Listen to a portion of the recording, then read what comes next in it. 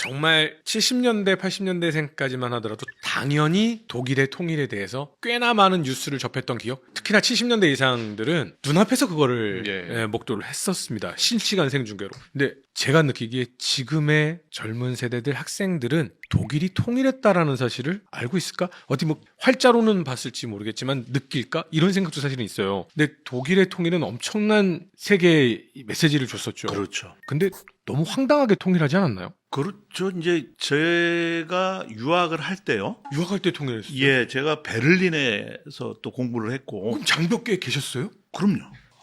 그 현장에 있었죠.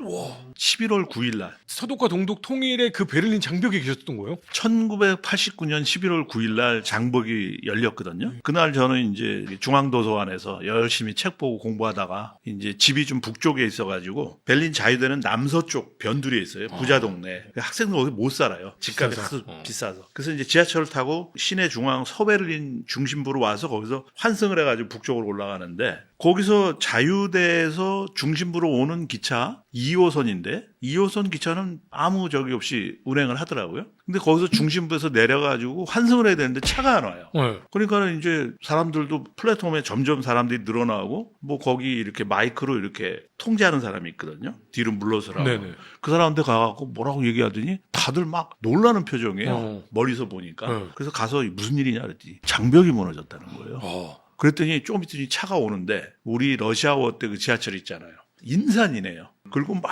사람들이 와서 노래를 불어요. 환호성으로. 지하철 안에서. 네. 근데 옷차림을 딱 보니까 동독 사람들이에요. 동독 사람들이 그 기차를 탄 거예요? 아, 동독 사람들이 그 기차를 탈 수 있었어요? 아니 베를린 장벽이 장벽이 무너졌으니까. 무너지니까 서베를린으로 와가지고 거기가 내가 환승하는 데가 이제 쿠담이라고 제일 비싼 부티크들이 있고 예. 뭐 비싼 고급 명품들 파는 그 네네. 거리거든요. 거기로 오더니 거기서 왕창 내리는 거예요. 그래갖고 이제 도저히 안 되겠다 싶어갖고 전 역사학을 전공하잖아요. 역사적인 날이잖아요. 밖으로 나왔죠. 네. 밖으로 나왔더니 뭐 거리에 그냥 막 인산이래요. 네. 지금도 잊어버리지 않는 게 거기 이제 벤츠하고 BMW 매장이 있었거든요. 그럼 차 세워놓고 막 왁스로 닦아가지고 조명을 쫙 비치잖아요. 예. 그렇죠. 거기에 그냥 동독 사람들이 와서 그냥 넋을 잃고 보는 거예요. 경제력 차이가 너무 심했었으니까. 거기서 이제 동독 사람들은 무조건 통일하자. 아. 그 동독의 트라비라는 승용차가 있거든요. 장난감 같아요. 그렇죠. 네. 부닥치면은 찌그러지는 게 아니라 깨져요. 아. 종이를 압축시켜가지고 이렇게 아. 겉에 코팅을 해가지고 만든 거거든요. 종이를 압축시켜가지고 예. 코팅한다고요? 차를 좀 가볍게 한다 그래야지 그래가지고. 연비도 좋고 그러니까. 예. 그 우리는 이제 엔진 오일을 뭐 10,000km에 한 번씩 이렇게 갈잖아요. 네네. 근데 그 사람들은 기술이 안 되니까 기름을 넣을 때마다 이제 엔진 오일을 섞어서 넣어요. 그러니까 그 배기가스가 파란 배기가스가 나와요. 막 지독해요 냄새가. 동베를린 가면은 막 건물들이 새카매요. 그 매연 때문에. 전 뭐 당연한 거겠지만 태어나서 처음 봤어요. 베를린 장벽 무너질 때 거기 있었던 분 처음 봤어요. 그 역사 현장에서 직접 봤죠. 그리고 그 이후에 1년에 벌어지는 과정을 이제 매일 그 브란덴부르크 문이 있는데 거길 매일 갔죠. 매일 가가지고 카메라 들고 가가지고 현장을 아주 거기서 한 일주일 이상을 봤죠. 이 이야기는 다음 화에 또 이어서 들어야 돼요. 그러면 그게 사실은 독일의 통일은 인터뷰하다가 말 실수로 예. 통일이 된 거였잖아요. 당 대변인이 균터 샤법스키라고요. 이제 그때 뭐 난리가 났죠. 그때 11월 달에. 이미 5월인가요? 동독 사람들은 이제 노인들만, 은퇴한 사람들만 서독에 여행이 가능했고, 젊은이들은 일체 못 나오고, 근데 사회주의 동구권 국가에서는 여행이 가능해요. 사회주의 국가니까. 그래가지고 동독이 사회주의 국가에서 제일 잘 살았거든요. 그러니까 이 사람들이 동구권 국가들을 가서 휴가를 보내는데, 헝가리도 그 중에 하나였죠. 네. 갔는데 헝가리 정권이 가장 진보적이었어요. 호른 정권인데. 그냥 동독 사람들이 왔는데 헝가리하고 오스트리아하고 접해 있잖아요. 니네들 오스트리아 가고 싶으면 가라고 열어준 거예요. 그래가지고 동독 사람들이 대거 오스트리아로 갔죠. 가가지고 빈주주의 서독대사관 네. 거기로 이제 몰려갔죠. 그랬더니 서독대사관에서 기차를 마련해가지고 가라 서독으로. 그래서 사실상 어떻게 보면 국경이 열린 상태였어요. 헝가리 독이네요? 예?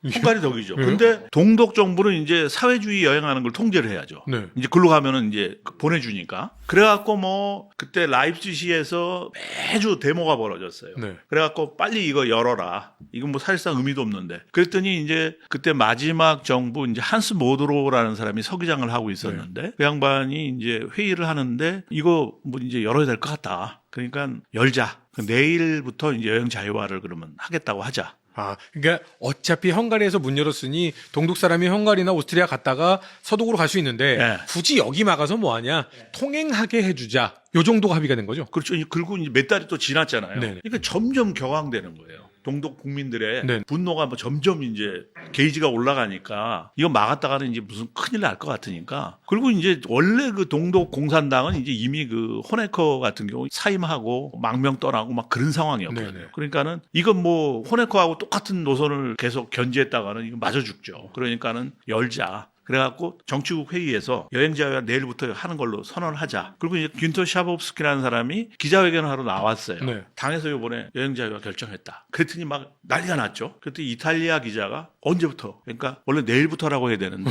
또 못 듣고 있다가 언제부터? 지금 당장부터? 지금 당장? 그랬더니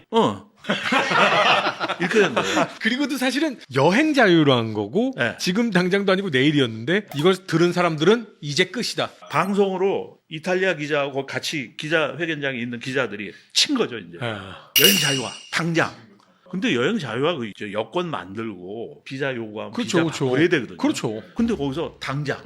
그러니까 동독 사람들이 흥분해갖고 검문소로 몰려간 거예요. 몰려가서 열어라. 그랬더니 경비병들이 우리가 보고받은 거 없는데. 지시받은 거 없다. 거기서 이제 큰일 날 뻔했죠. 빨리 열어. 지금 너 라디오 못 들었냐? 빨리 열어. 만에 하나 총이라도 쐈으면 그럼 이게 큰일 난리 날 나는 수도 거죠. 있어요. 네. 근데 거기서 현명하게 이상한데? 그러다가 거기 현장 지휘관이 나가라고. 그런 거죠. 그러니까 사실은 여행 자유화가 그냥 통일이 돼버린 상황. 그렇죠.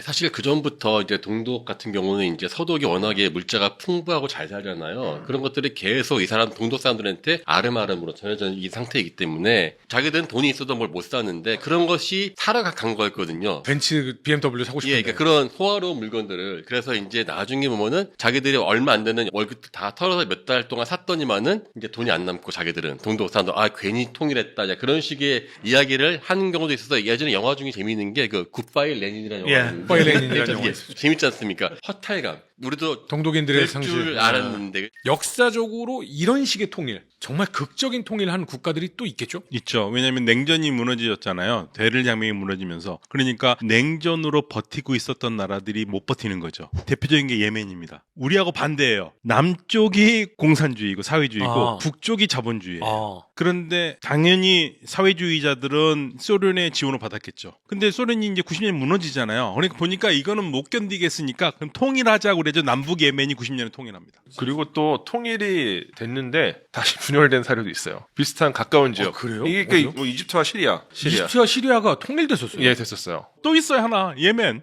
예멘도 맞죠. 예멘도 그렇죠. 또 갈라졌어요. 맞아요. 그렇죠.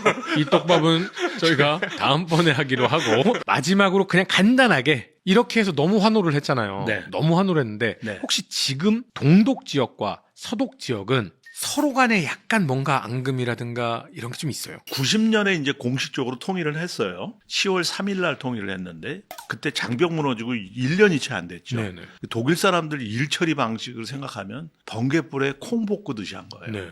나라끼리 합치는데 1년도 안 되는 기간 그러니까. 동안에 일사천리로 그냥 네. 해버렸죠. 90년에 했으니까 지금 2026년이니까 벌써 36년이 흘렀죠. 그 사이에 뭐 엄청난 갈등들이 있었고요. 근데 지금도 그 갈등이 사라지지 않은 게 제가 하나 이제 사건을 하나 예로 들어볼게요. 2024년에 동독 3개주 튀링헨하고 작센하고 브란덴부르크의 지방선거가 있었거든요. 2024년 그때가 9월인가 그럴 겁니다. 그런데 그 AfD라고 들어보셨죠? AfD라고. 독일의 극우 정당이 있어요. 네네. 독일을 위한 대한당이라고 하는데 그 당이 튀링헨에서 1당이 돼버린 거예요. 극우주의 정당이. 그 다음에 작센에서는 2당. 근데 1당하고 득표율 차이가 0.몇 프로밖에 안 돼요. 브란덴부르크에서도 마찬가지고. 근데 튀링헨에서는 지금 1당인데도 정부에 참여를 못 해요. 왜요? AfD가. 왜냐하면 이제 극우 정당이니까 2당, 3당, 4당 이런 애들이 연정을 해버린 거예요. 네. 이제 1당이어도 예를 들어서 50%가 넘어가 버리면 이제 자기들이 독자적인 정부를 구성할 수 있는데 50%는 못 넘겼으니까 그래가지고 1당임에도 불구하고 이제 배제가 돼 있어요. 극우 정당이기 때문에 워낙 색깔이 강하니까. 그런데 이제 그 AfD 얘기를 왜 하냐면 제가 AfD가 이제 반이민 그다음에 탈유럽연합 또 하나가 뭐냐면 서독의 자유주의 체제에 대한 반감이 있어요. 아니 왜요? 극우면은 오히려 자유주의를 더 지지해야 되는 거 아니에요? 옛날에 나치도 자유주의를 극도로 혐오했거든요. 그런 부분이 있어요. 그래서 저는 개인적으로 학자로서 요즘에 이제 그런 연구를 좀 하고 있는데 이 극우주의라는 것을 자유주의에 대한 위협으로 보지 마라. 이 극우주의는 자유주의의 위기를 표현하는 거다. 항상 그것을 위협이라고 보지 말고 극우주의가 나타나면은 도대체 자유주의에 어디가 문제가 생긴다. 이걸 봐야 된다는 거예요. 바이마르 때도 마찬가지였고 바이마르도 그래서 히틀러가 등장하지 않습니까? 바이마르가 엉망이 돼버리니까 네네. 또 재밌는 거는요. 2023년 9월에 이제 그렇게 압승을 했다 그랬잖아요. 근데 2024년 1월 달에 AfD가 워낙 이제 막 급부상을 하니까 서독 주요 도시에서 대도시에서 반 AfD 데모가 벌어져요. 네네. 거기 팻말에 보면 뭐냐면 니 위더 1933년, Never Again 1933년. 그 이게 결국은 나치즘 파시즘하고 다를 게 뭐냐? 예. 그 1월 달에 그런 대규모 시위가 벌어졌는데 9월 달에 떡하니 거기서 그렇게 1당이 되고 2당인데 거의 1당과 같은 2당이 3개 주에서 그렇게 되더라는 거예요. 아 그러면 이거 자칫 잘못하면 다시 분열의 어떤 냄새도 좀 뭐 분열까지는 모르겠습니다만 그렇게 될 수도 있겠죠. 지금 동서독 아직도 경제 차이가 많이 나나요? 지금 대체로 보면 한 80%. 서독 지역이 100%면은 이쪽이 한 80%. 상당한 많이 격차네요, 따라왔네요. 그래도. 많이 따라오긴 했는데 그래도 구조, 36년이 지났는데 이 정도는 예, 구조적으로 이제는 안 돼요. 안 아. 되고 또 문제가 뭐냐면 그 동독 지역의 엘리트들 있죠. 그들의 한 70% 이상이 서독 출신이에요. 아. 그리고 동독에 있는 두뇌들이 상당수가 서독으로 다 가버렸어요. 여기 희망이 없다. 그리고 또 하나는 이제 드레스덴이나 라이프치히 같은 데는 뭐 재생에너지 뭐 이런 기업들이 들어와가지고 경제가 좀 괜찮은데 네네. 저쪽에 그 맥클렌부르크 포포먼이라고 북쪽에 로스톡이라는 항구 도시가 있는 데가 있는데 거기는 우리나라 그 농촌하고 똑같아요. 인구 공동화가 완전히. 젊은 애들이 희망이 없으니까 다 떠나. 떠나버리죠. 사실은 독일의 통일에서 우리의 통일을 계획해야 된다 뭐 이런 말도 많이 있었고 그 이후에 어떤 아픔들도 우리가 이런 것까지도 다 생각을 해야 된다라고 했었는데 생각보다 상처가 깊고 예. 쉽게 아물지 않는다라는 예. 생각이 좀 드네요.